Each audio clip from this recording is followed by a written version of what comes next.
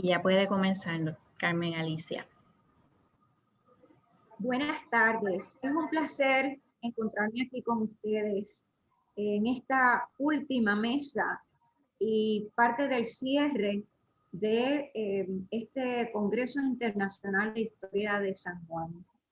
La primera ponencia de esta mesa es el puerto de Ponce y San Juan, similitudes y diferencias. La va a dictar la profesora María del Socorro Rosselló Montalvo, quien obtuvo un doctorado en Historia de Puerto Rico y el Caribe. Ella fue profesora en la Universidad Ana G. Méndez en Calley entre el 2011 y el 2019. Actualmente edita su tesis doctoral para publicación, Panorama Histórico del Puerto de Ponce, desde sus orígenes a la década de 1930. Y sin más, los dejamos con la profesora María del Socorro Rosselló. Gracias, profesora. Adelante.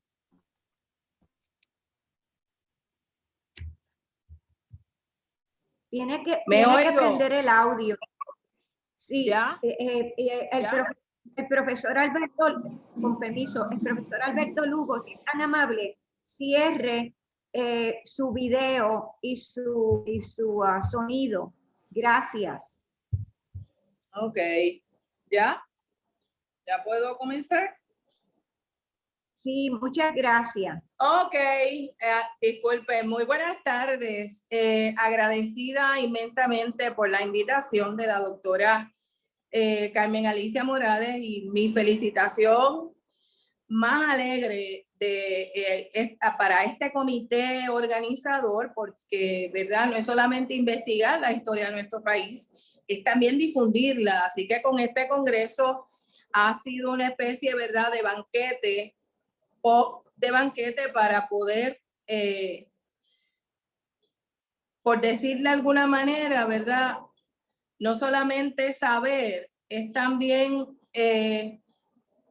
que todo este conocimiento se difunda. Muy bien.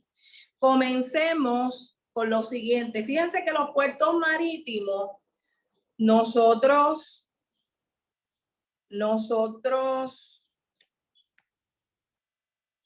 sé si hay algún problema con esto. Okay. La cámara la puso al revés. Ay, pues espérate, disculpa, ¿ya? Vamos ¿está? a ver. Todavía. No sé si ahora. Déjame ver, espérate. Ahora sí, ¿verdad? Déjame ver. Video. Ahora. Dios mío, qué problema, de verdad. No se preocupe. Ya. La cámara, vaya donde está el icono de cámara y debe tener algo que es para que cambie la perspectiva. Pues ya lo hice. Eso fue lo que hice, cambiarlo para donde mí. Pues parece que lo apaga. Ah, cara. Mira, a ver. No. No sé.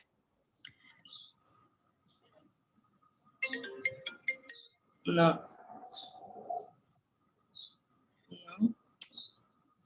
Ay, tú no me digas que esto se me ha dañado aquí. ¿Y qué tal si vira la tableta entonces hacia el otro lado, físicamente? Ah, bueno. No sería mala la idea. Ahí, no sé ahí. si me ven ahí. Un poquito Pero más para arriba. No, tengo que ponerlo un poco más arriba. No puede ser. Esto no me puede estar pasando a mí ahora. Pero ahora me ven. Viendo. Ahora se ve. No. No. Un poquito para arriba. Ok, ahora. Por ahí, por ahí. Ok, deja ver con qué lo puedo aguantar esto. Ok. Ahí está. Ahí. Déjame ver si puedo aguantarlo de alguna manera. Porque no lo aguanta, no. No sé si ahora se vea. Ahí, no. Tampoco. Dios mío. Esto no me puede pasar a mí, nada más que a mí nada más me pasa estas cosas. Bien, no sé si se ve, no se ve. Ups. Deja ver. ¿Se ve? No.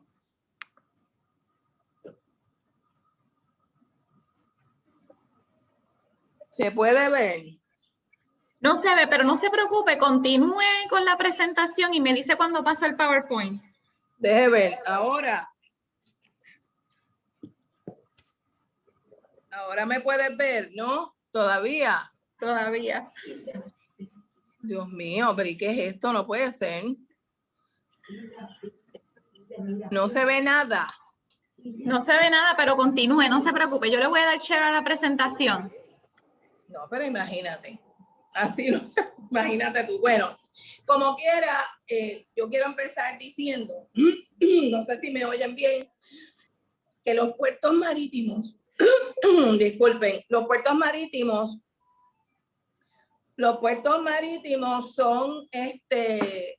son puntos neurálgicos de todos esos países que lo poseen.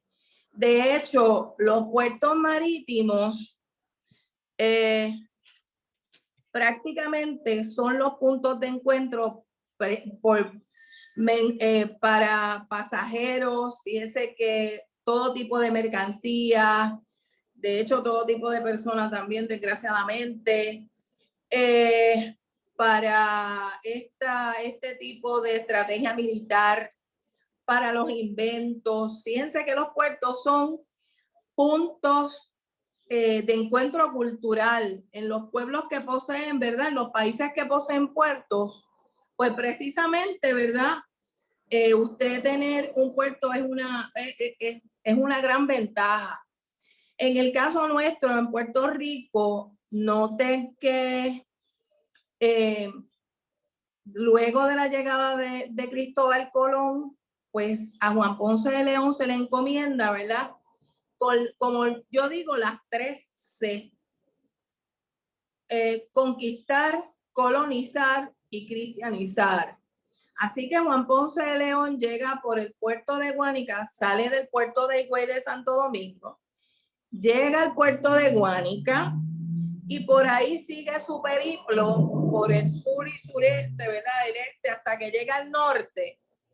Y luego, fíjense que tratan de hacer un asentamiento o establecerse en algún lugar. Pues él y sus colonizadores, ya para 1509, y de hecho para 1509 es que Juan Ponce de León oficialmente es gobernador de Puerto Rico, y así lo consta en ese documento donde le dan esa orden real para que él sea el gobernador de la isla de San Juan Bautista. De hecho, allí ¿verdad? Traté de buscar mapas donde allí está la isla española, ¿verdad? Y entonces está al ladito la isla de San Juan Bautista.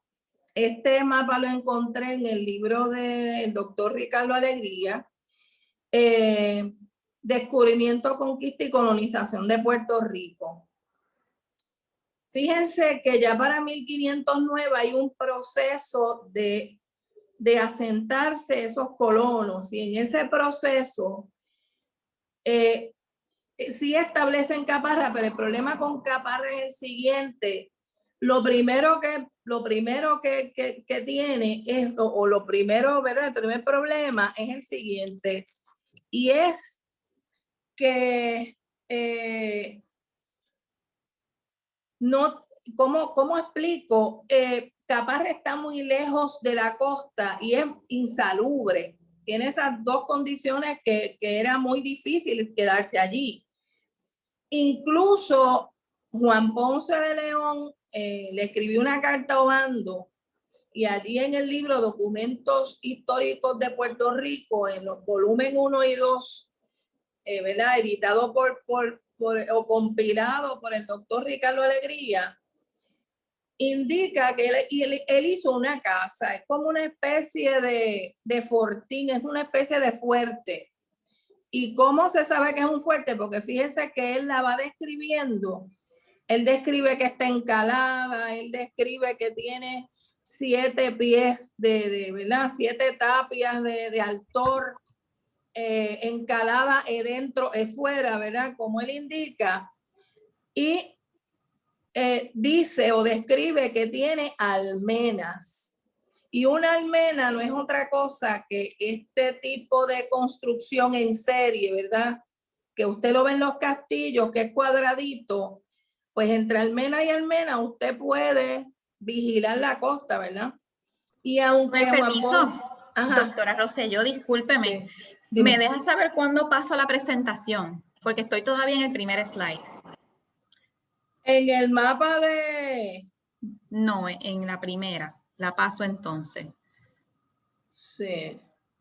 No sé si esa, pasaste el documento de 1509. Es que como no sé, no tengo su ponencia, pues no sé por dónde va, así que ahora mismo puse la del mapa de las Antillas. Exacto. Ahí está, ahí se puede ver la isla de San Juan Bautista, al ladito de la Española. Y entonces luego viene el documento de Juan Ponce de León.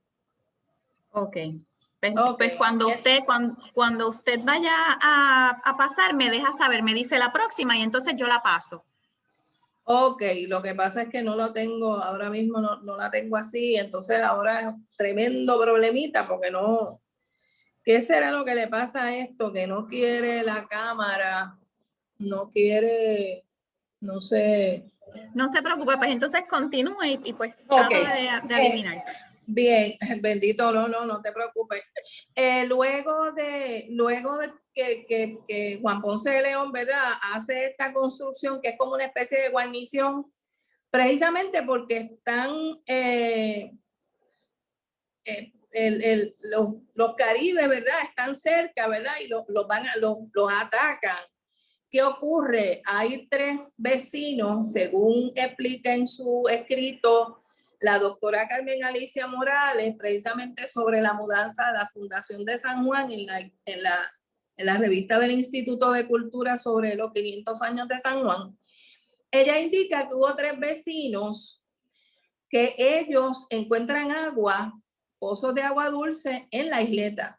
Y empieza todo ese proceso para mudarse, y no solamente mudarse, es también que en ese 1509 se establece el primer puerto en la ciudad.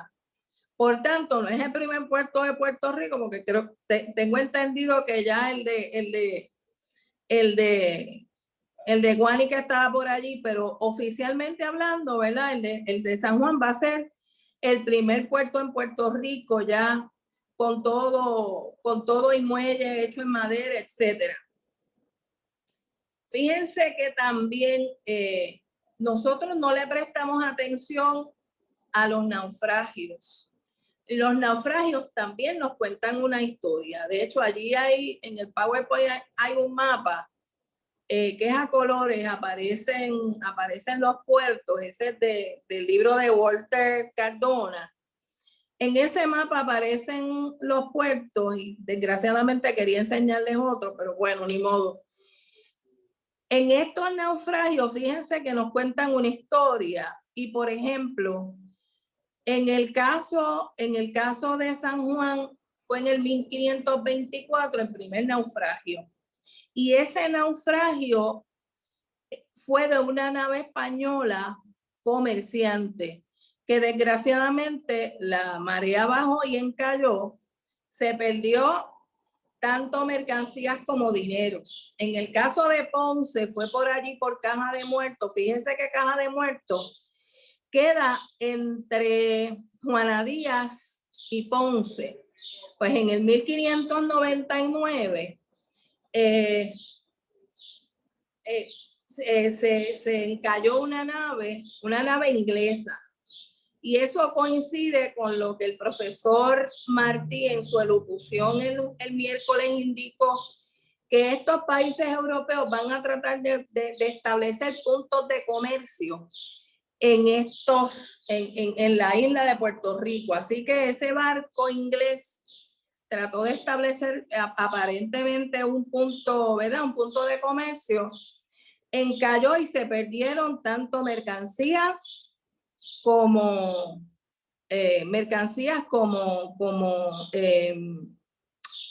dinero. Ya, fíjense, ya para la década de 1530, de hecho hasta el siglo XIX, a San Juan se le va a amurallar. Noten que comienza con la fortaleza, luego el Morro, San Cristóbal, San Jerónimo, ¿verdad? Y va a haber toda una línea de muralla para proteger a San Juan. Eso no ocurre ni en el sur, ni en el oeste, ni en otra parte, ¿verdad? De la isla. Lo que sí va a ocurrir de hecho, la fundación de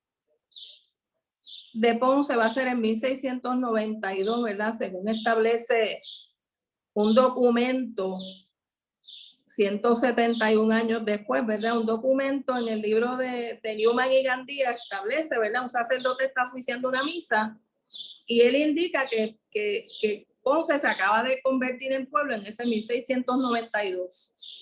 Pues continuando con las murallas de San Juan, fíjense que en Ponce no va a ocurrir esto. Y la falta de vigilancia va a traer una serie de problemas, como por ejemplo plantea el libro Ponce y sus rostros rayados del doctor Fernando Pico. En ese libro él plantea dos cosas increíbles. Número uno, la depredación esclavista en todos estos siglos, precisamente porque Ponce se va a conformar toda una serie de haciendas cañeras y entonces estos barcos llegan de noche, se roban estos esclavos y los venden en las Antillas Menores. Y entonces, fíjense que esto es un negocio lucrativo, pero no solamente eso, el doctor Fernando Pico va más allá y dice que se temía una invasión por Ponce, precisamente por la falta de defensas. Más adelante, fíjense que ya para el siglo XVIII, de hecho, hay una imagen, los dibujos de Augusto Ble, no sé si en el PowerPoint está, no sé si lo puedan ver, allí en esa imagen, si pueden notar, hay como una especie de conito por allí cerca de la orilla. Eso es una batería. Esa batería se hizo en 1811 para darle algo de vigilancia. Ya prácticamente, como dice Fernando Pico, ya era tarde, porque ya entre la depredación esclavista y el contrabando, prácticamente pues no hay mucho orden allí. En el siglo XVIII va a ocurrir un evento bastante, ¿verdad?, significativo, y es que Carlos IV, el rey Carlos IV, en 1789, va a establecer una orden real para la habilitación de los puertos. Pero va más allá. Esa habilitación incluye unas categorías en los puertos. Y me explico. Él indica que los puertos de San Juan, Ponce y Mayagüez van a ser los puertos de primera categoría. Y los puertos, por ejemplo, el de Arecibo, el de Fajardo, el de Guayama, el de Aguadilla, van a ser de segunda categoría. Esto revela, número uno, el desarrollo, ¿verdad?, la evolución de estos tres puertos. Y número dos, el entre líneas es que definitivamente hay que darle prioridad a esos tres puertos antes que habilitar a los de segunda categoría. En el siglo XVIII también se van a establecer consulados cerca a estos puertos marítimos. Y obviamente primero, más o menos a mitad del siglo XVIII, van a primero en San Juan y luego en Ponce y Mayagüez, porque noten que estos cónsules van a ser como una especie de enlace entre los extranjeros que llegan y las compañías que se van a establecer, porque van a tratar de proteger estas compañías, ¿verdad? O van a servir de enlace, ¿verdad?, en cualquier problema que surja. Y otra cosa que ocurre en el siglo XVIII, ¿verdad? Es 1797, esa visita de Pierre Ledru. Pierre Ledru indica dos cosas en su escrito, ¿verdad? En este viaje que él hace de observación. Él escribe, número uno, la falta de caminos. Esos caminos, ¿verdad? Que son de tierra, se inundan, perdonen, son inseguros, pero indica también el contrabando. Ese contrabando rampante en el área sur, en el oeste, en el este. ¿Por qué? Por la falta de defensa. No es que en San Juan no hubiera contrabando, pero era un contrabando tal vez un poco más, digamos que era menor, porque San Juan, ¿verdad?, estaba custodiado. Fíjense que como establecía principio, a través de los puertos marítimos llegan inventos. Pues en 1804 llegó la imprenta a Puerto Rico. Y la imprenta va a traer, ¿verdad?, la buena consecuencia de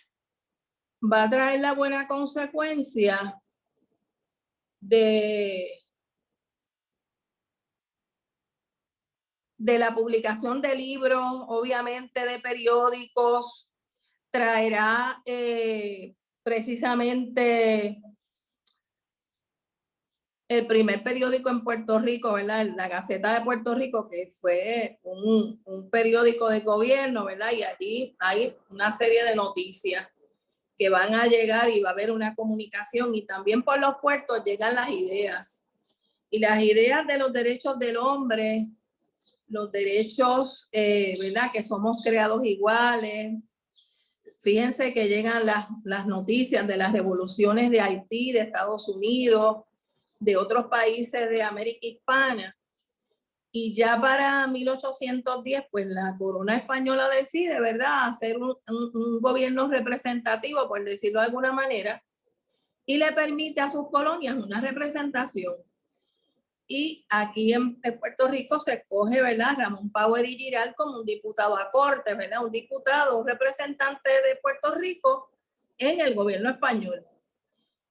Y Ramón Power y Giral tomó una de las decisiones más sabias, y fue recoger las quejas sobre todo de los comerciantes.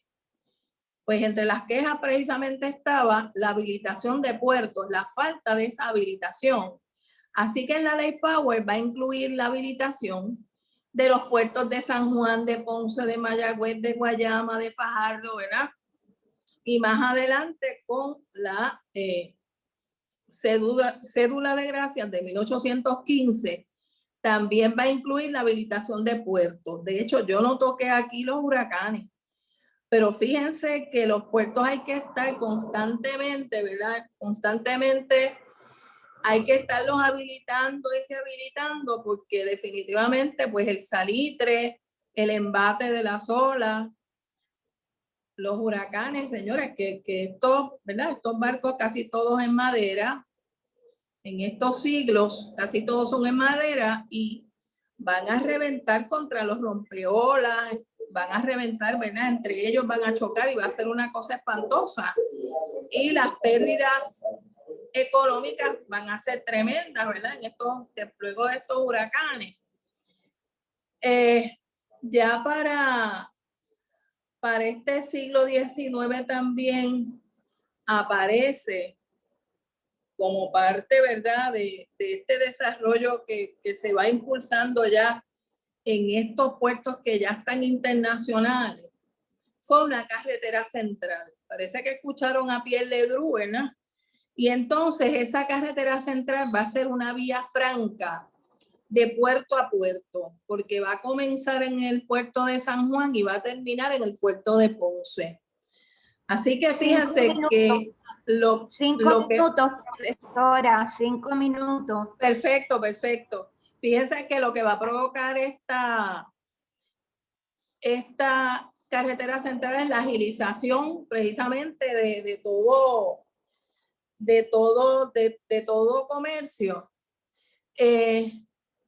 Y entonces, por ejemplo, en 1888, Ponce supera a San Juan en el comercio de café precisamente por la carretera central, porque todas estas haciendas de Yauco, la hacienda Buenavista en Ponce, estas haciendas cafetaleras van a acarrear toda su producción a través del puerto de Ponce por la carretera central precisamente.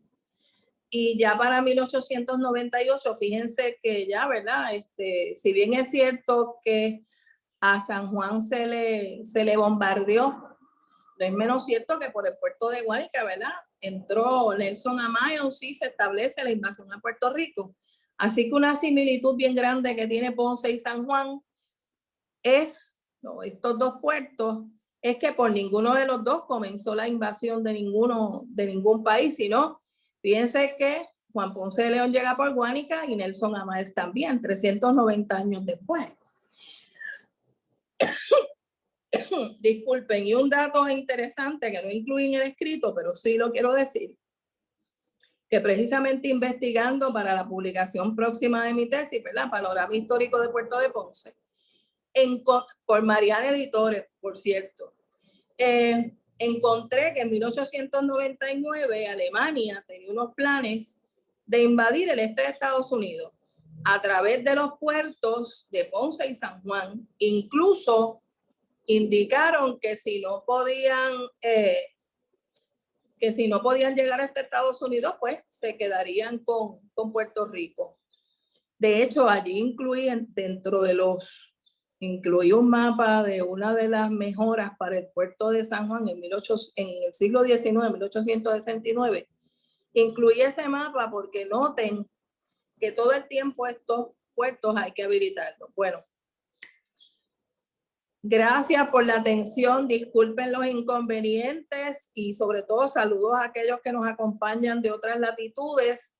Agradecida por este congreso, ¿verdad?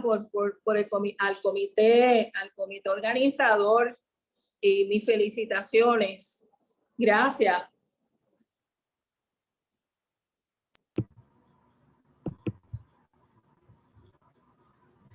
Gracias, muchas gracias, profesora Rosselló, por esta excelente exposición sobre similitudes y diferencias de nuestros puertos. Y ahora viene la ponencia del profesor Pablo Crespo Vargas sobre la guerra inglesa-española en San Juan entre 1585 a 1604, mitos y realidades. Entonces, el señor Pablo Crespo obtuvo un doctorado en Historia de América de la Universidad Interamericana de Puerto Rico. Actualmente es director del programa educacional Instituto de Cultura Puertorriqueña, Universidad Interamericana de Puerto Rico. El profesor Crespo ha publicado infinidad de artículos de historia. No me llame porque con especial... Sí, con permiso, profesora, sí, gracias, tiene que callar muchas gracias. El profesor Crespo ha publicado infinidad de artículos de historia de Puerto Rico, con especial atención al tema de su tesis doctoral, la Inquisición española y las supersticiones en el Caribe hispano. Y ahora, esta tarde, vamos a compartir con ustedes una grabación de la ponencia del profesor Crespo. Y agradecería a la profesora Hilda Ayala si puede comenzar. Muchas gracias.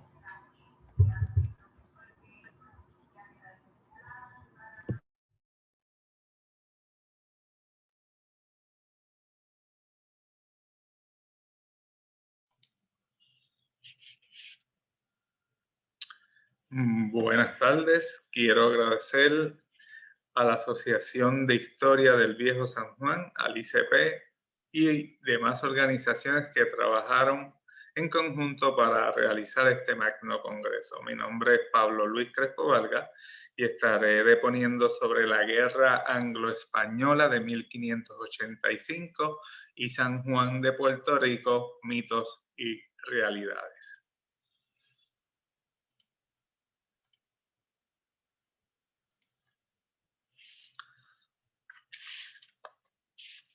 El 22 de noviembre de 1595, la flota inglesa comandada por Francis Drake y John Hopkins se presentó frente a la costa de Cangrejos. Su intención era capturar la plaza de Puerto Rico. Para ello, trató de forzar su entrada por el fuerte de Boquerón. Las defensas castellanas emplazadas allí, sin esperar el fuego enemigo, comenzaron a disparar, logrando que la flota invasora se retirara. Luego trataron de desembarcar por la playa de las Salemas, entre el Boquerón y la punta del Escambrón.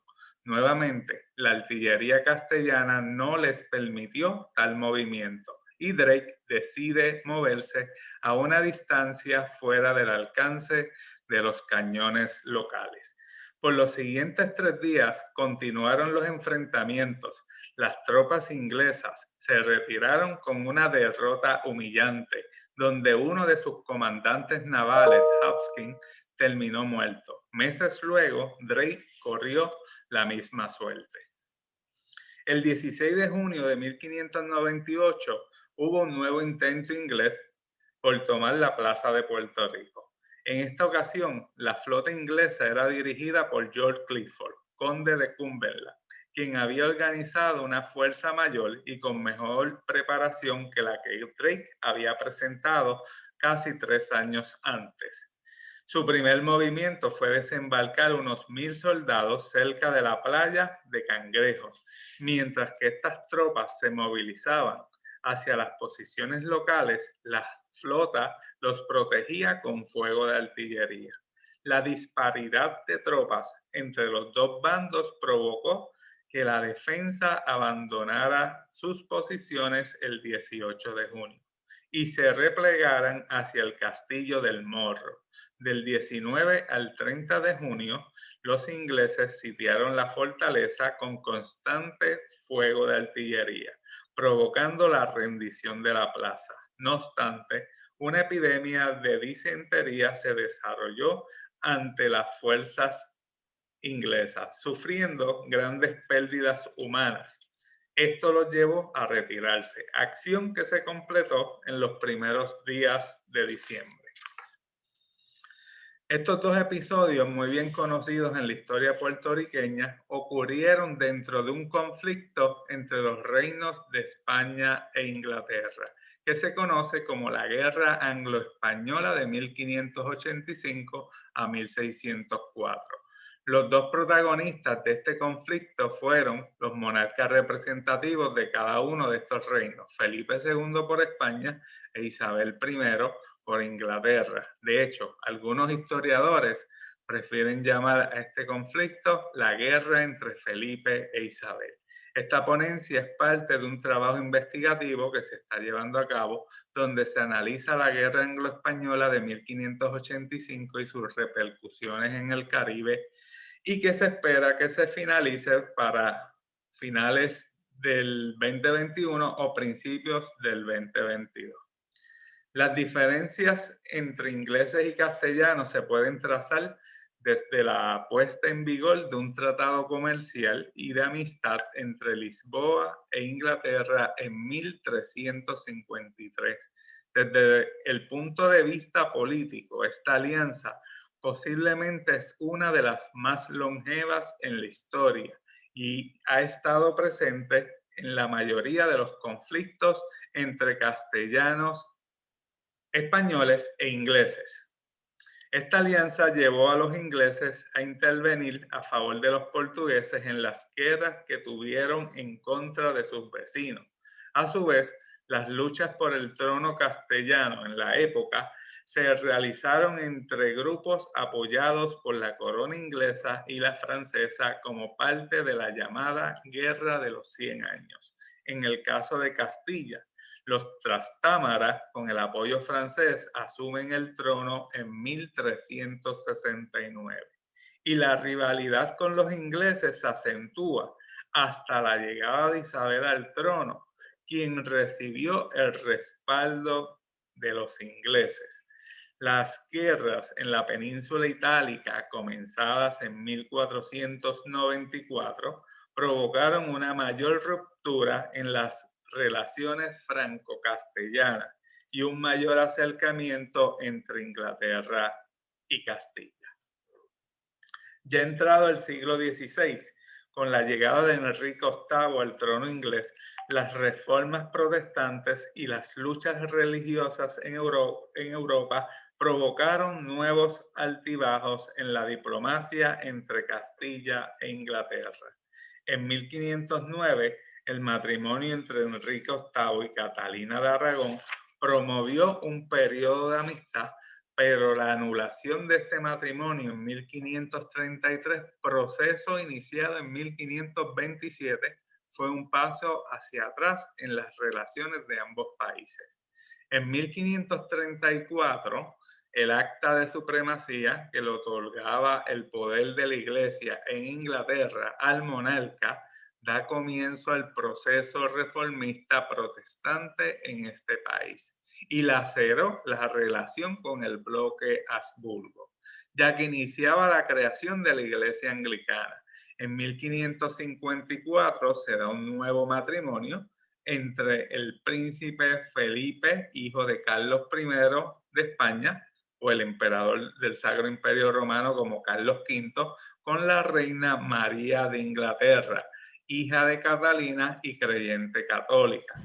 Nuevamente se ve la posibilidad de una alianza entre ambos reinos, pero la muerte de ella en 1558 fue un duro golpe para las pretensiones españolas. Mientras María apoyó una política a favor del bando católico, su sucesora Isabel prefirió regresar a la política dirigida a separar a Inglaterra de las esferas romanas. Isabel, aunque no se casó, tuvo varios pretendientes, entre ellos el propio Felipe. Mientras todo esto ocurría en Francia en 1562, iniciaron las llamadas guerras religiosas, que no culminan hasta 1598. Isabel apoyó a la causa protestante y hasta firmó un tratado de paz y colaboración con los franceses protestantes en 1564. Es en ese punto que las relaciones entre Felipe e Isabel caen en un abismo, aunque en la siguiente década ocurre una pausa y se da un intercambio de embajadores, otros sucesos van a ir ocurriendo. Entre estos debemos resaltar el inicio de la guerra en Flandes, también conocida como la Guerra de Independencia de Holanda o la Guerra de los 80 años. Es en esta guerra que ocurre el ataque holandés de 1625. Por otro lado, se añade la coronación de Felipe como rey de Portugal. En las guerras de Flandes, Isabel apoyó con dinero y concesiones a la parte protestante desde la década de 1570. En cuanto a Portugal, la pérdida de este aliado de los ingleses en 1580 provocó el que Inglaterra se viera aislada y amenazada por los intereses habsburgos. Según la historiografía europea, la guerra anglo-española inició en 1585, cuando Isabel firmó una alianza en apoyo a las Provincias Unidas de los Países Bajos en contra de Felipe II. El tratado promovía la intervención militar de Inglaterra en la guerra de Flandes. Ahora bien, ¿fue este el inicio de las hostilidades entre ingleses y españoles?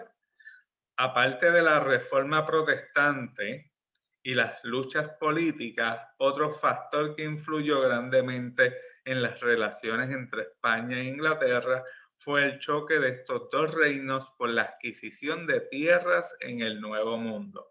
Estos territorios representaban un cúmulo de riquezas inigualables. Carlos V había sacado gran partido a estas riquezas, e ingleses como franceses veían una gran oportunidad de ellas. Desde comenzado el proceso de colonización castellana, estas otras potencias habían intervenido en las Indias. En el caso de Inglaterra, un país con menos recursos disponibles para la formación de una entidad política centralizada, se dio un fenómeno donde la corona alentó al capital privado a que entrara a los asuntos de política pública.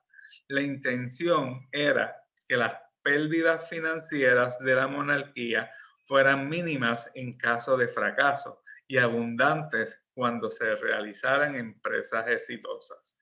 Esta intervención de capital privado era administrada por los propios inversionistas. Esto provocaba que estos elaboraran las estrategias que consideraban de mayor beneficio a sus intereses.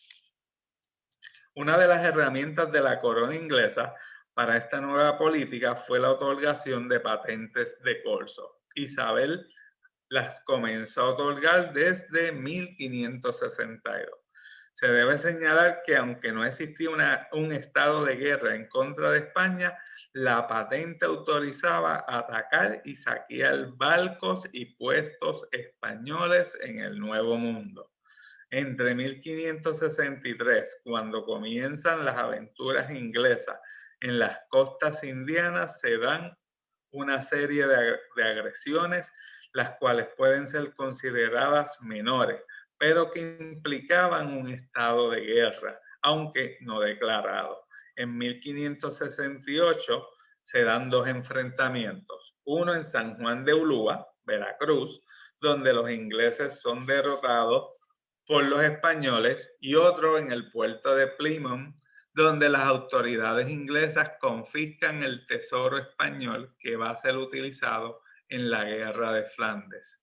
En Puerto Rico, anterior a aquello, el 20 de mayo de 1565, las autoridades ya habían capturado un barco inglés que llevaba 102 prisioneros africanos que iban a ser vendidos como esclavos. Bueno, terminaron siendo vendidos por esclavos, pero por las autoridades españolas. A continuación, veamos otros acontecimientos con sus protagonistas que se dan entre ingleses y Puerto Rico durante todo este periodo de conflicto. Comencemos con John Hopkins, quien murió luego del ataque a Puerto Rico en 1595. En 1562 recibió su patente de corso y emprendió un negocio lucrativo de esclavos que capturaba en África y vendía en las colonias españolas. Se enfrentó a los españoles en la batalla naval de San Juan de Ulúa en 1568. Esta batalla la consideramos la primera de importancia del conflicto anglo-español. También fue tesorero de la Marina Inglesa de 1578 a 1595. Abandonó el puesto para dirigir junto a Francis Drake una expedición hacia las Indias, donde muere en el ataque inglés a San Juan en 1595. Segundo, Francis Drake, uno de los principales comandantes navales ingleses. Nace entre 1540 y 1544. Laboró junto a los hermanos Hopkins desde 1563. Participó en la batalla de San Juan de Ulúa en 1568, reconocido por ser el primer comandante naval que logró navegar el planeta entre 1577 y 1580. Anteriormente Magallanes lo había intentado, pero murió en el proceso y fue uno de sus subalternos, Elcano, el que pudo completarlo. Participó en la defensa de Inglaterra ante la Gran Armada Española de 1588 y fue uno de los comandantes navales de la Contraarmada Inglesa al año siguiente. Fue derrotado en San Juan en 1595 y muere al siguiente año en Panamá. Quiero tomar un minuto para comparar la Gran Armada Española, la que la leyenda negra tituló como la Armada Invencible, y la Contraarmada, completamente olvidada en la historia hasta hace unos años. Ambas armadas presentaron números impresionantes, 130 embarcaciones los españoles, 146 los ingleses. También ambas flotas fueron derrotadas y en ninguno de los casos fue en una sola batalla, sino que hubo varios enfrentamientos entre ataques y contraataques. Se debe mencionar que en 1588 los ingleses prepararon una defensa en contra de la Gran Armada Española donde hubo 197 embarcaciones, lo que representaba un 52% más que las embarcaciones que habían sido enviadas por Felipe II. Una tercera parte de esas embarcaciones eran holandesas. Tercero, regresando con los personajes, tenemos un personaje que es William Hopkins, de él no tengo ilustración, porque pues no se tiene tampoco se tiene certeza de su relación con John Hopkins. Pero se sabe que trajo 7 navíos o 7 barcos a las costas del suroeste, específicamente a un lugar conocido como Puerto de Vargas en 1583. 3 navíos adicionales se le unieron y según los relatos ingleses fueron hostigados o atacados por los pobladores. Estamos hablando de 3 años antes del inicio oficial de esta guerra. Ok, regresamos. Cuarto, Richard Grenville, navegante, mercenario, corso y político inglés, que obtuvo una patente de corso en 1574, pero no es hasta 1585 que puede zarpar hacia el Nuevo Mundo. 2 de sus naves terminaron en el suroeste de Puerto Rico, donde capturaron 2 navíos españoles y los utilizaron para intercambiar productos con los locales. Murió en 1591 en los Azores luchando en contra de los españoles. Quinto, Thomas Cavendish, capitán de uno de los navíos de Grenville, que desembarcó también en el suroeste de Puerto Rico en 1585.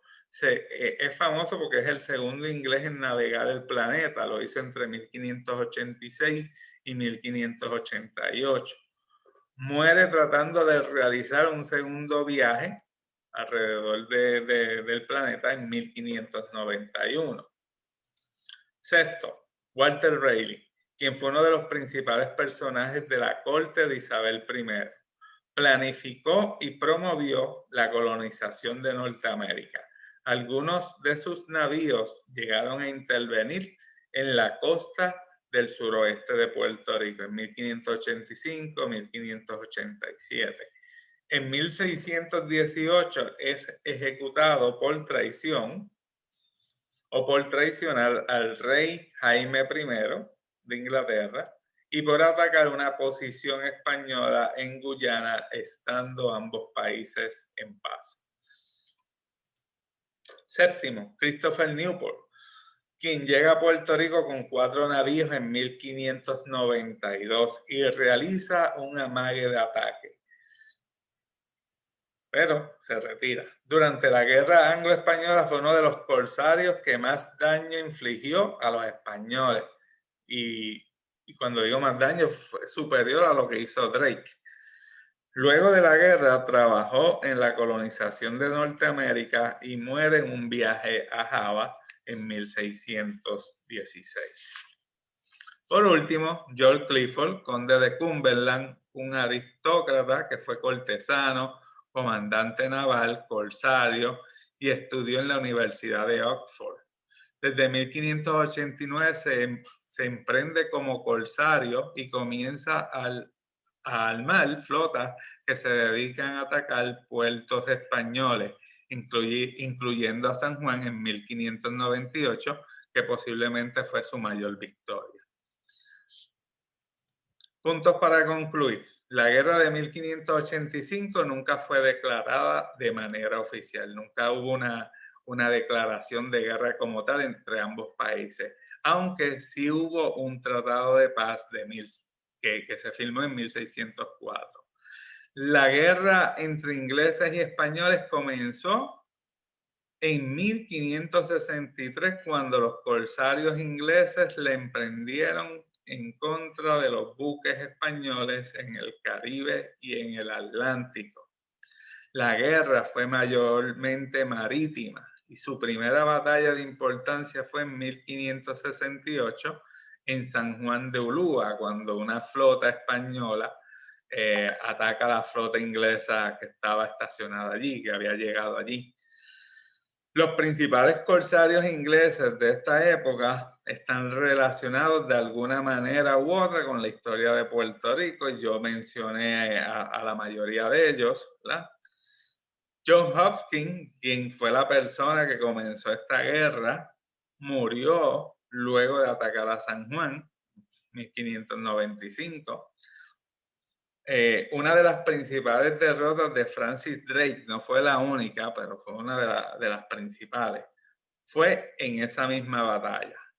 George Clifford, debemos señalar, no atacó a San Juan para vengar a Drake, sino para lucro de su empresa naval. Y de hecho, muchas de estas expediciones lo que buscaban era lucro. Por eso fue que nunca hubo una declaración de guerra oficial. Y por último, San Juan fue defendido como una de las principales llaves del Imperio Español. Les agradezco su atención. Muchas gracias y buenas tardes.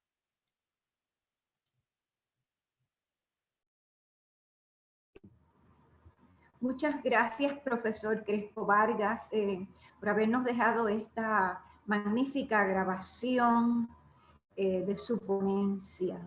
Ahora pasamos al profesor, la disertación del profesor Luis Lugo Amador sobre los comerciantes españoles y la transformación de San Juan entre 1850 y 1900. El doctor Lugo Amador obtuvo su doctorado en Historia Contemporánea en la Universidad Complutense de Madrid. Actualmente realiza su labor como catedrático auxiliar en el Departamento de Humanidades de la Universidad de Puerto Rico, en Calley. Entre sus publicaciones se encuentra Rastros de Imperio, Los comerciantes españoles de San Juan, El país más feliz del mundo e Hijos de Sem, y además Breve historia de los árabes. Le damos la bienvenida al doctor Luis Lugo Amador.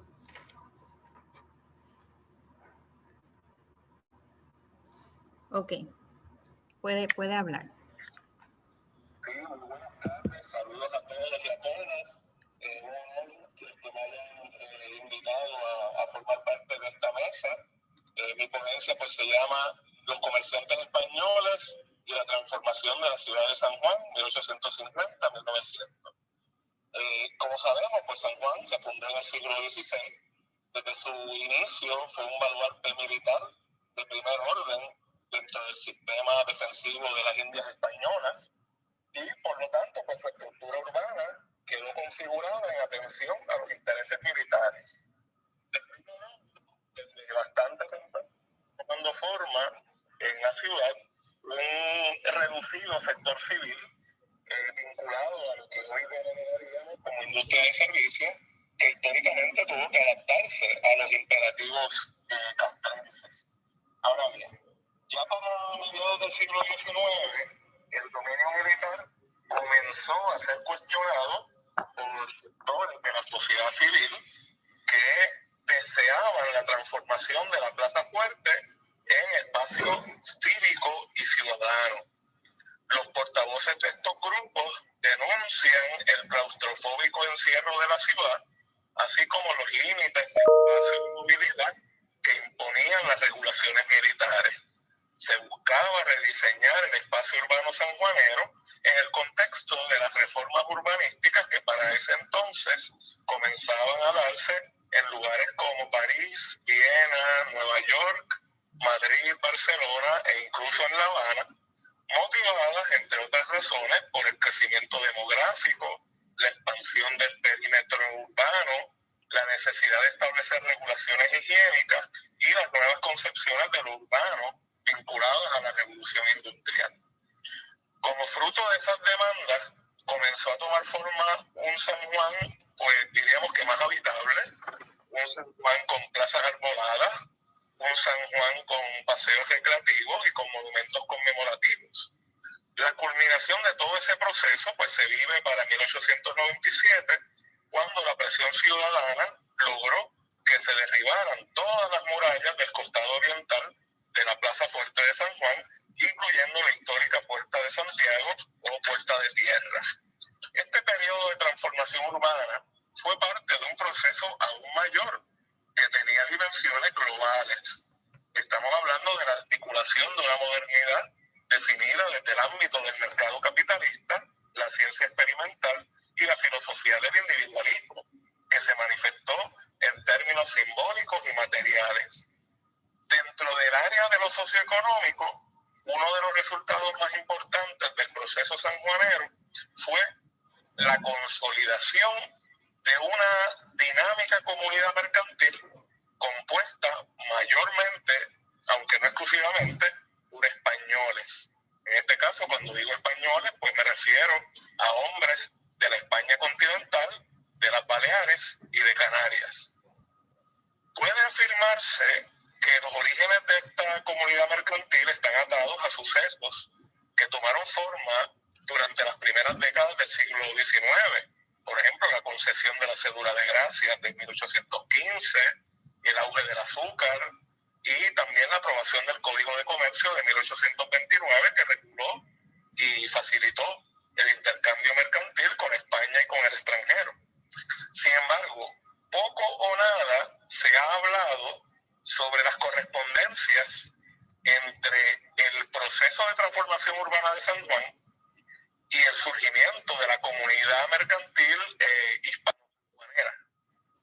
Ciertamente, los servicios ofrecidos por esos comerciantes, mayormente dirigidos hacia la importación y exportación de bienes, los préstamos, los giros y los seguros, solo pueden entenderse en el contexto de la materialización de un espacio marcadamente ciudadano y moderno, en el que el dominio de los intereses militares comenzaba a agrietarse y en el que las cuestiones económicas, comerciales y financieras eran cada vez más importantes. El aumento de la población de San Juan, de unos 5.000 habitantes en 1800 a unos 25.000 para 1860, también debe de entenderse en ese contexto.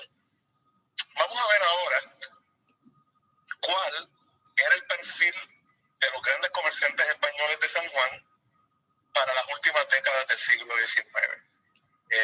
Permítame aclarar de entrada que cuando digo gran comerciante, me refiero a aquel comerciante dedicado a la importación y exportación de bienes, a suplir a comercios menores y a actividades económicas paralelas como pueden ser la de prestamista, la de hacendado o la de agente de notificación, entre varias otras. Pues bien, de las 42 grandes casas comerciales sanjuaneras existentes para finales del siglo XIX, de cuyos socios pude rastrear su procedencia en España, descubrí que 11 de esas 42, 11 eran de origen asturiano, según 26.2% del total, 10 eran de origen vasco, 7 eran gallegas, 5 eran mallorquinas, 4 eran catalanas, 2 eran de Santander, 2 eran andaluzas y 1 era canaria. O sea que estas cifras revelan que 2/3 partes del gran comercio peninsular de San Juan estaban controladas por 3 identidades regionales, que serían pues la de los asturianos, la de los vascos y la de los gallegos. O sea, 2/3 partes del gran comercio en San Juan estaban controladas por asturianos, vascos y gallegos. Esto no excluye que algunos comerciantes de ellos pudieran contar con socios procedentes de otras regiones en España, ¿verdad? Pero la verdad es que en el caso de los asturianos y gallegos en particular, ellos tendrían más hacia el asociacionismo y hacia las lealtades regionales, ¿verdad? O sea que normalmente en las casas comerciales asturianas, pues diríamos que la inmensa mayoría de los empleados eran asturianos, y así pasaba en el caso de los gallegos y presumiblemente en el caso de los vascos. Pues bien, este dominio mercantil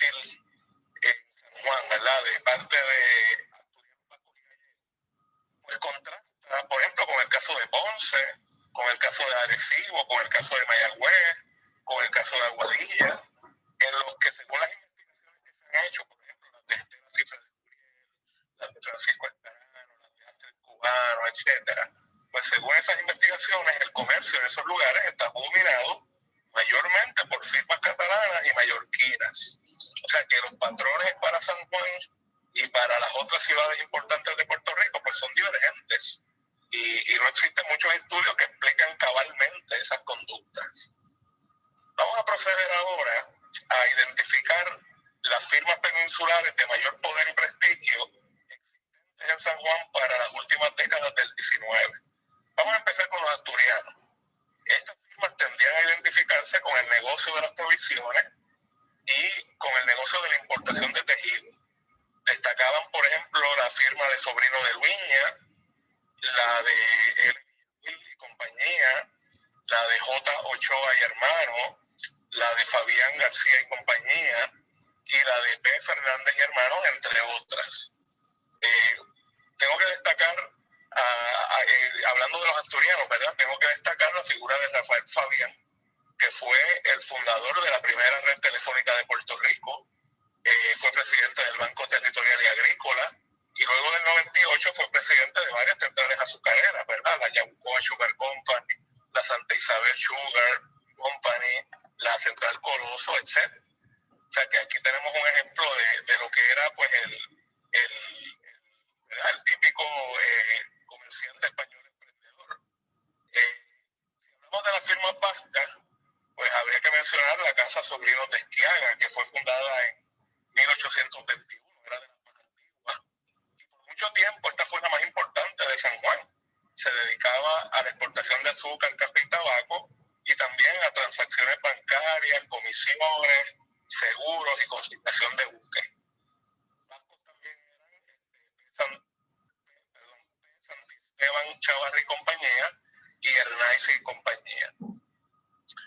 Entre los gallegos destacaban Cerecedo hermano, González Padín hermano y A. Vicente y compañía. Hay que destacar aquí a la firma González Padín, fundada por los hermanos Anselmo y José González Padín en 1883. Y hay que destacarla porque esta firma terminó convirtiéndose en una empresa icónica con sucursales en varias ciudades, que existió hasta 1995 y que todavía forma parte de la memoria popular puertorriqueña. Entre las sociedades mallorquinas, la más importante fue la Casa A. Mayol y compañía, de Antonio Mayol y Miguel Pons. Esta firma pues se dedicaba sobre todo a la importación de muebles, ferretería, y también era recordada por una popular tienda conocida como Los Muchachos, que existió hasta 1991. Mallorquines también eran Rubén de hermanos, Pizá hermanos y Piedras y compañía. Todos estaban dedicados a la importación y almacenaje de calzado. A estas firmas pues podemos añadir las catalanas, ¿verdad? Serra y Palau, por ejemplo, F. Font y hermanos, Barceló y compañía. Estaba también la firma canaria Sobrinos de Armas, estaba la ferretería andaluza Herrero, Ortega y compañía, y conjuntamente con estos comerciantes peninsulares pues también podríamos mencionar que existía una pequeña pero relativamente poderosa comunidad de comerciantes extranjeros. Aquí pues habían alemanes, británicos, franceses, italianos, estadounidenses. También había algunos comerciantes puertorriqueños. Curiosamente, por lo menos en términos de los grandes comerciantes, pues comenzaban casi siempre asociándose a firmas extranjeras, por ejemplo, firmas de capital francés, firmas de capital estadounidense y ese tipo de cosas. Ahora, a pesar del poder que pudieran tener los comerciantes extranjeros o los puertorriqueños en San Juan, la realidad es que los comerciantes españoles nunca perdieron la hegemonía e incluso la mantuvieron hasta muy entrado el siglo XX, en parte gracias a que asumieron el lucrativo papel de intermediario entre las grandes compañías exportadoras estadounidenses y los consumidores de Puerto Rico. Ahora bien, ¿qué otros papeles, además del comercial y económico, asumieron los grandes comerciantes peninsulares en el contexto de un San Juan en proceso de transformación? Pues hay que señalar que ese proceso conllevó el establecimiento de instituciones de carácter social, de carácter cultural, de forma que los miembros de la élite pudieran recrearse y relacionarse entre sí. De este modo, pues van a surgir instituciones dirigidas exclusivamente a españoles, incluyendo algunas que apelaban al origen peninsular de sus miembros, ¿verdad? Por ejemplo, aquí había una asociación de asturianos, aquí había un centro gallego, etcétera. De todos estos centros, podríamos decir que el más importante fue el Casino Español de San Juan, fundado en 1871. Los grandes comerciantes disfrutaban de una particular preeminencia dentro de esa institución, contando con una fuerte presencia en la junta directiva de la misma. Por ejemplo, entre 1880 y 1930, el Casino Español tuvo 8 presidentes. Pues de los 8 presidentes, 6 eran comerciantes españoles de San Juan, incluyendo a Pedro Arzuaga, a Manuel Lomba, a Rafael Fabián, de quien hablé hace un rato, y a Luis Rubert. Estos comerciantes también controlaban otras instituciones, por ejemplo, el Círculo Mercantil, la Sociedad del Auxilio Mutuo, la Cámara de Comercio, el Centro de Detallistas, etcétera, etcétera. Asimismo, los comerciantes peninsulares de San Juan contaban con importantes cuotas de poder político. Desde 1870 ese poder se gestionaba a través del Partido Liberal Conservador, que en 1880 pasa a conocerse como Partido Incondicional Español. En 1890, por ejemplo, el vicepresidente del Partido Incondicional, así como 4 de los 5 vocales escogidos y todos los vocales suplentes, pues todos eran comerciantes españoles de la capital.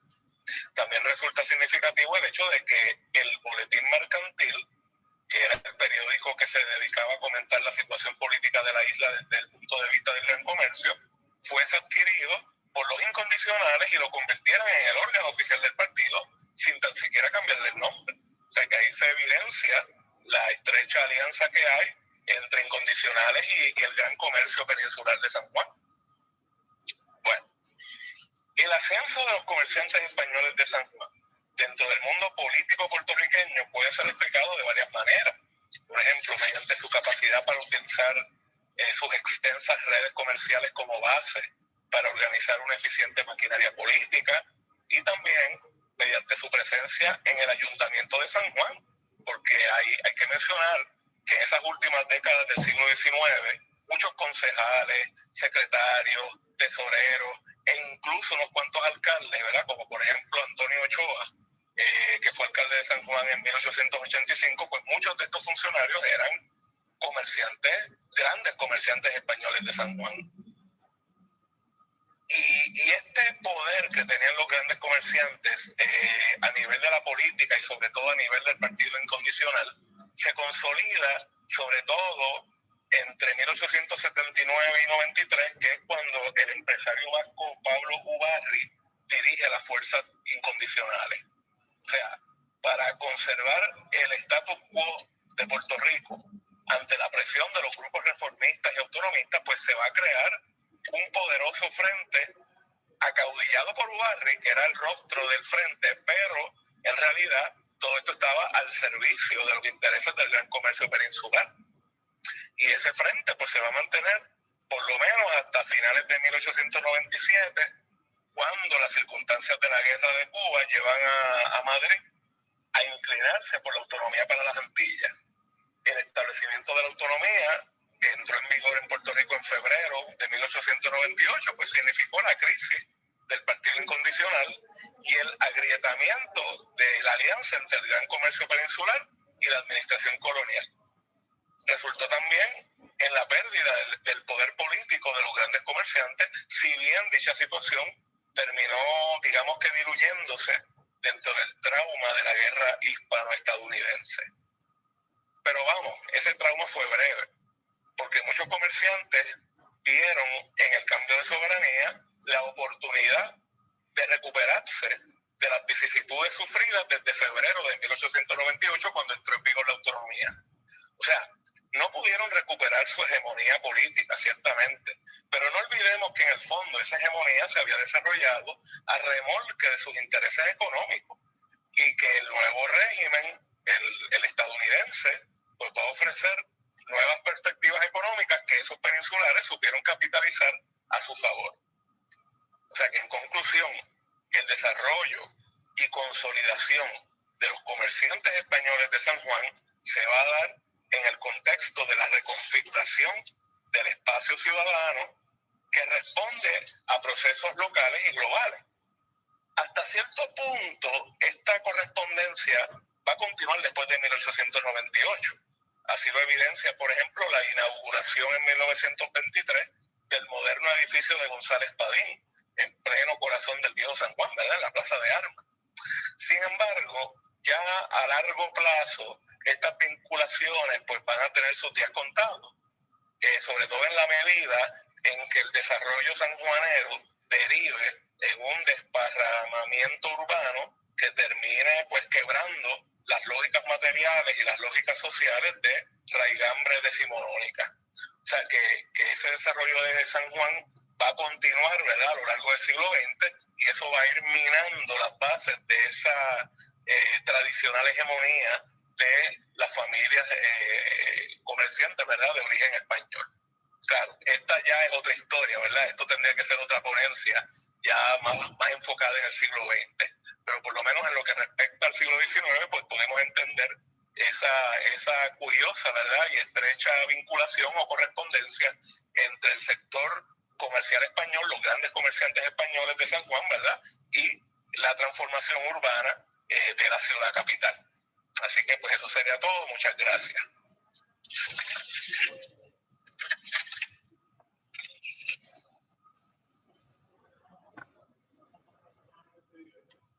Excelente.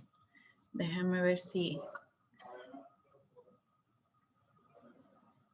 Carmen Alicia, ¿está por ahí? Ajá. Gracias, profesor. Excelente exposición, como siempre, excelente. Quiero saber ahora si existe alguna pregunta para los exponentes de esta mesa. He estado mirando aquí y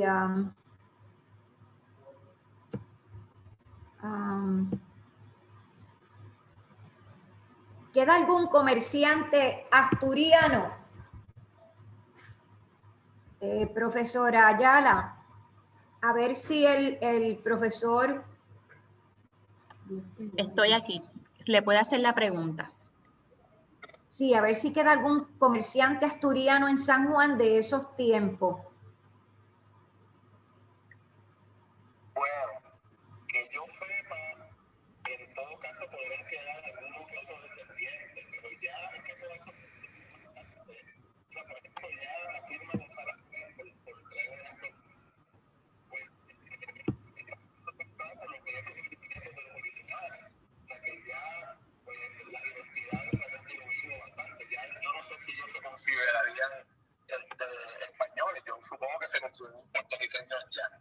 Así que yo creo que ya ese concepto de un gran comercio peninsular en San Juan, eso creo que se fue desdibujando, ¿verdad? Sobre todo a partir de mediados del siglo XX, cuando comienza pues todo este proceso de la llegada de los centros comerciales, las grandes tiendas y cadenas norteamericanas. O sea que ahí pues comenzó ¿verdad?, pues a hundirse un poquito, a diluirse, a difuminarse pues todas estas, digamos, todos estos comercios que a pesar de que ya estaban siendo administrados por puertorriqueños, mantenían los viejos nombres.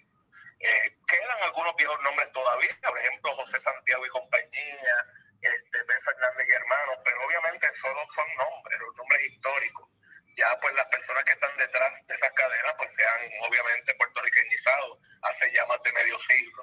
Así que pues sería no imposible, pero difícil, ¿verdad?, que hubiese pues todavía por ejemplo, algún asturiano que pudiese reclamar ser descendientes de aquellos que se empezaron a servir con la cuchara grande en el siglo XIX.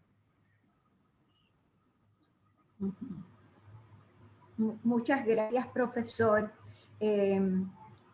Profesora Ayala, yo no veo más ninguna otra pregunta. Hay muchas felicitaciones para los ponentes que han expuesto en la tarde de hoy.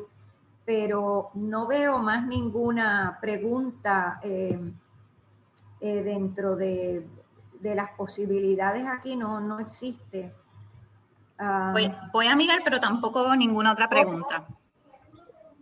Sí, hay una pregunta más, y es de parte mía. ¿Cree usted que el nombramiento del Paseo de Covadonga en la ciudad de San Juan tiene influencia de la gran cantidad de comerciantes asturianos que existió a finales del siglo XIX? Yo me atrevo a apostar que sí. Digamos más o menos para 1880, sobre una cuarta parte de todos los grandes comercios españoles en San Juan eran propiedad de asturianos. O sea que definitivamente había digamos, una influencia bastante poderosa. Incluso había una asociación de asturianos en San Juan, fundada, ¿cuándo fue? Creo que fue en 1886 o algo así. Estoy hablando de memoria un poquito porque no me acuerdo bien de la fecha. Pero hay que estipular eso. O sea, los asturianos en San Juan, o sea, no en Ponce, no en Mayagüez, no en Aguadilla, pero en San Juan, eran bastante poderosos, eran los más poderosos, conjuntamente, ¿verdad?, con vascos y gallegos. Pero sobre todo los asturianos. Muchas gracias, profesor Lugo Amador. Pues aquí vamos a cerrar esta mesa. Vamos a darle gracias otra vez a los exponentes, la profesora María Rosselló y al profesor Pablo Crespo. Y vamos a proceder con el cierre de este Congreso Internacional de Historia de San Juan. A nombre de la Asociación de Historia del Viejo San Juan y el comité organizador compuesto de un equipo amantes de esta ciudad, la directora de este Congreso, la doctora Nancy Santiago Capetillo, y el comité organizador, las 20 organizaciones culturales, comercios, asociaciones, sociedades, el municipio de San Juan, y con el honorable alcalde Miguel Romero, me uno a conmemorar la fundación de esta encomiable ciudad hace 500 años.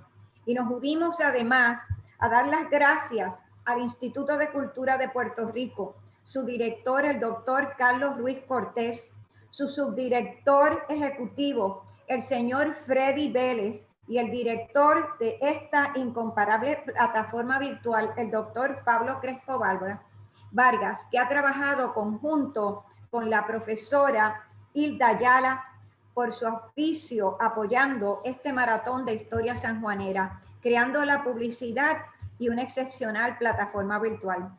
Mandamos un abrazo virtual a cerca de 70,000 oyentes que se han unido a nosotros durante los 5 días de transmisión de esta plataforma. Este número no considera todos los de Facebook a través de los cuales transmitimos durante 5 jornadas. Con este conocimiento solo sabemos del Facebook del Instituto de Cultura, pero por lo menos podemos calcular que de 10,000 más se han unido a los otros internacionalmente con familiares y amigos. Citamos a los ponentes que han compartido su conocimiento, su incomparable educación y sus interesantes exposiciones de investigaciones académicas. Nos encontramos desde ya elaborando futuras conferencias en las cuales continuaremos compartiendo conocimiento vital sobre esta ciudad y se comunicará a través del Facebook de Historia del Viejo San Juan y del Instituto de Cultura. La fecha de un 17 de abril ha sido escogida para terminar este Congreso Internacional conmemorando una fecha significativa para el Nuevo Mundo y para el mundo en general. El día 17 de abril de 1492, hace 529 años, un día como hoy, se firmaron las capitulaciones de Santa Fe en Granada entre la reina Isabel la Católica y Cristóbal Colón, marcando al final la manifestación de un criollismo antillano, nuestra lengua castellana caribal y la manifestación de una ciudad que se yergue en un Atlántico medieval. Estamos además conmemorando en este día un 17 de abril de 1797, cuando desde el castillo de San Cristóbal y San Felipe del Morro se divisa una flota inglesa compuesta de más de 60 navíos que venían de haberse apoderado de la isla de Trinidad. Su objetivo era claro. Sin embargo, esta flota, al mando del almirante Henry Harvey, ancló en la bahía de Cangrejos para que el general Ralph Abercrombie desembarcara sus tropas. Eran gordos y colorados, superiores en número, armas y conocimiento defensivo. Sin embargo, se sucedió el asedio entre batallas, escaramuzas durante 2 semanas y entre criollos y españoles derrotaron los ingleses. Tenemos ya planificadas 3 actividades más para conmemorar la fundación de la ciudad de San Juan durante este año. El 20 de julio, la Asociación de Historia del Viejo San Juan entregará al honorable alcalde de San Juan, Miguel Romero, un pergamino con la copia de la Carta Puebla, documentos jurídicos de heredamiento territorial, en donde se listan los privilegios comúnmente conocidos hoy día como beneficios o incentivos para los colonos de Caparra. Fue firmada en Logroño el 20 de julio de 1521. En la misma, el rey no solamente aprueba la mudanza, favoreciendo de inmediato la recomendación de los colonos de la construcción de la fortaleza y la casa de la contratación como primeras estructuras necesarias. Con esta Carta Puebla, además, el rey nombra la ciudad de Puerto Rico y con ello reclama su fundación. La segunda fecha a conmemorarse con actividad histórica será la firma del documento fechado el 12 de septiembre de 1519, o a 12 de septiembre de este año. Fue firmada por el licenciado Figueroa. Les recuerda al rey la carta descriptiva que le había enviado en 1517 y sus observaciones son tan importantes que influyen la decisión del rey para garantizar heredamiento territorial a estos colonos. Fueron confirmadas con una amplia descripción de la isleta y un plano, el primer plano de la isleta de San Juan. Y con esta descripción se atestigua y apoya una vez más la posibilidad de la buena nueva, que es propicio el emplazamiento decidido. Y la tercera conmemoración de este año, que marca nuestra conmemoración, se llevará a cabo el 31 de diciembre del 2021. En ella se estará conmemorando el documento del escribano Juan Pérez cuando confirma: yo, Juan Pérez, escribano público y del Consejo de Puerto Rico de esta isla de San Juan, doy fe que hoy, en 31 de diciembre de 1521, en el cabildo de esta ciudad, fue recibido juramento de Bartolomé de Celada para que usase el oficio de ejecutor y visitador de los indios nombrado por el licenciado Antonio de Gama. Debido a la secuencia de documentos que existen, además, comprobación de Hacienda de que se había pagado albañiles y carpinteros para que terminaran el cabildo, el escribano Juan Pérez lo que confirma es que se encuentran en el cabildo. Es el único documento firmado en un cabildo en el cual el escribano les recuerda a los que están presentes o para el futuro que es el primer negocio que se lleva a cabo en el cabildo de San Juan. El documento que especifica que el consejo está reunido en el cabildo. Podemos concluir que la ciudad entonces inicia su vida gubernamental, con lo mismo el municipio de San Juan. También podemos reconocer que el escribano público y del consejo consideró que en su reacción debía reconocer el protocolo logístico de la localización, especificando el lugar. Termino este Congreso de San Juan, especialmente en el día de hoy, que se nos han confinado, nos hemos deleitado con 2 ponencias sobre ese maravilloso cementerio de la ciudad de San Juan. Le dedico este poema a este Instituto de Cultura y a todos esos exponentes y todo ese comité, esa junta directiva que durante 7 años ha laborado conmigo y con todos nosotros para poder brindarles a ustedes este maravilloso congreso. Y dice así, se llama La Perla. Vivía el poeta del pueblo en un recoveco en La Perla, barrio pobre de San Juan, entre una mata de ruda y las miradas de un cabro, su confidente y su amigo en las buenas y en las malas. Vivía el poeta brindando a la vida y la armonía, tiempos perdidos y añejos. Vivía el poeta llamando a los niños de la calle, y los niños escribían sobre bolsas de papel estraza, de esas que lleva el colmado con la comprita del día y el fiao escrito a un lado. Los niños escribían la canción y la emoción del poeta de San Juan. Vengan a beber poesía, vengan a soñar el sol.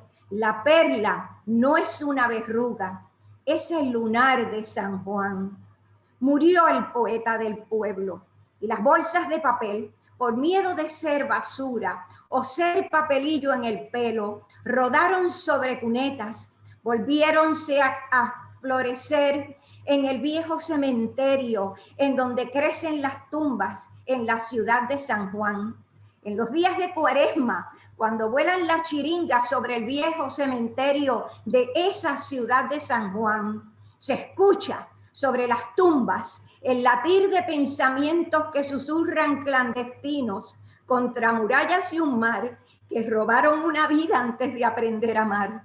Dice la loca del barrio, la que pasea entre tumbas, la que pretende curar con los dedos de sus manos y las aguas de las olas que se quieren con el mar, que las voces que se escuchan son del alma de un poeta que se encampana en chiringa para que miren al cielo, para que gocen del vuelo de una reinita que pasa para querer a su pueblo y recordar que la perla es el corazón de San Juan. Gracias.